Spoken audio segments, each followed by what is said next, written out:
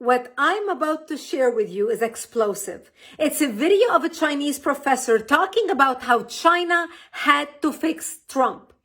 He was speaking secretly. The video was taken down immediately by the Chinese government as soon as it was posted on the internet.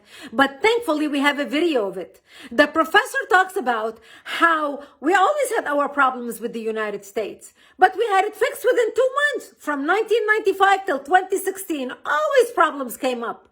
But we had it fixed within 2 months. How?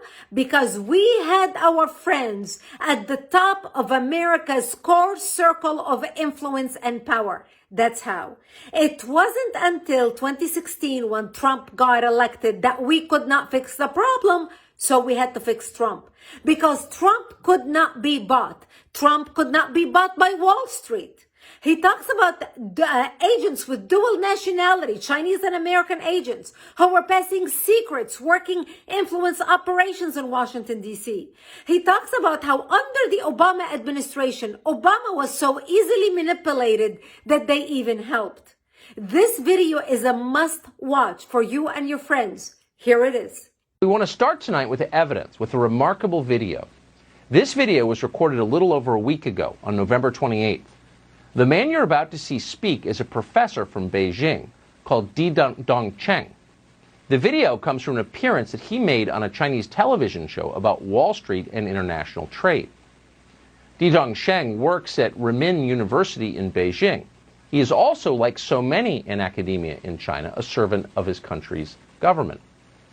This video was deleted from Chinese social media soon after being uploaded, and there's a reason for that, as you'll see. 前边特朗普政府跟我们打贸易战，那么我们为什么搞不定特朗普政府？啊，为什么以前1992年到2016年之间，中美之间各种问题都能搞得定？是不是？大家发现没有？所有的危机，不管是银河号事件，还是炸大使馆，还是撞了飞机，所有事情全部是床头吵架床尾和，2个月之内搞定。什么原因？啊，这儿我抛出一个可能又要是暴论了。就是因为咱们上边有人，就是我们在美国的权势核心圈啊，我们有我们的老朋友。There's a lot of garbage floating around the internet right now, a lot of fake things. That video is real, and those subtitles are accurate. We checked today with 2 different Chinese speakers and confirmed that. What he just said, what you just read on the screen, tells the story. This is as close to a smoking gun as we have ever seen. Quote, we have people at the top of America's core inner circle of power and influence. According to the man you just saw, that has been true for decades. So who are these people, and how many of them work in our media and in our government?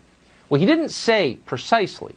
At one point in the video, he described a Chinese agent working as a vice president at, quote, a top Wall Street financial institution. I can't say more, he explained, without making political trouble. Didong Cheng did tell his audience that one agent in particular was especially useful, and he goes on at some length about her. He describes her as an American who's lived abroad for many years, who is now a Chinese citizen. And this seems to baffle him a little bit. The Chinese government doesn't allow dual citizenship. Why would they? Why would anyone? Didong Cheng seems pleased that the U.S. government is foolish enough to allow it. He explains that this American agent, who lives at least part of the year in Beijing, helped the Chinese government with a propaganda operation in the city of Washington in 2015. And he goes on to describe that in some detail. The Obama administration was easy to manipulate, he suggests. They helped.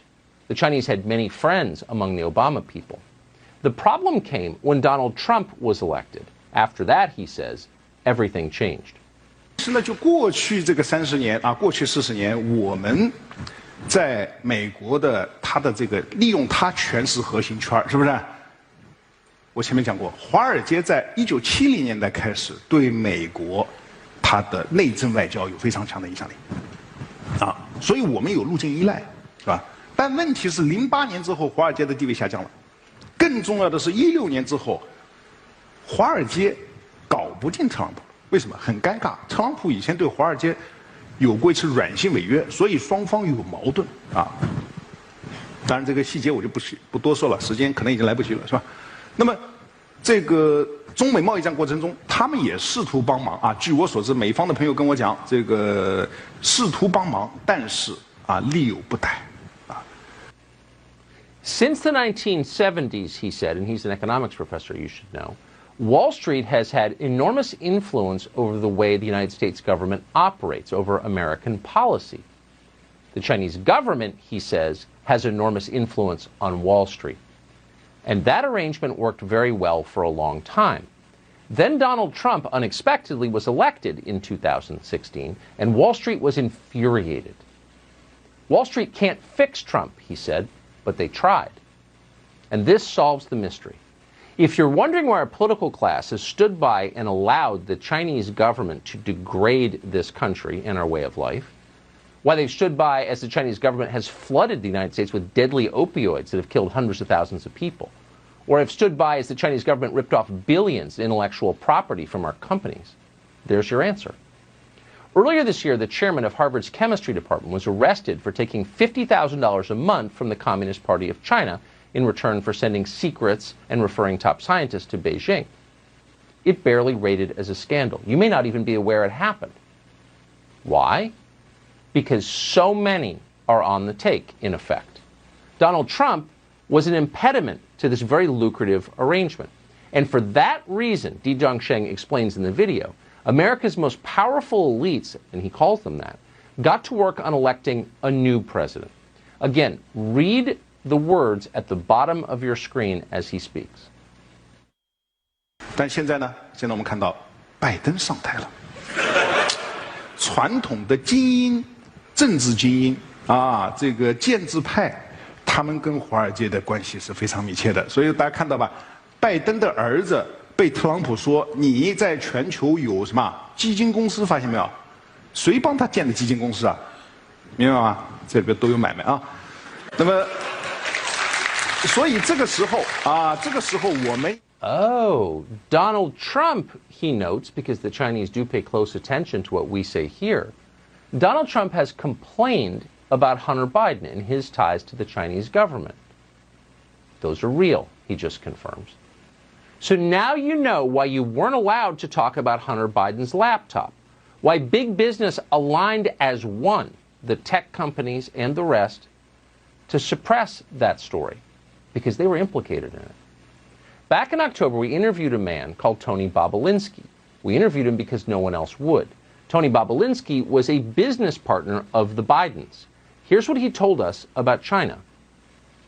And in a document that you guys have, and I think it's been provided to to the world, the Chinese referenced that because of their trust in the Biden family, that Chairman Yi and Director Zhang are excited about moving forward in this. And in that document, they reference loaning $5 million to the BD family. Right. The BD family is the Biden family. What are the implications of this going forward? If Joe Biden is elected president, which could very well happen,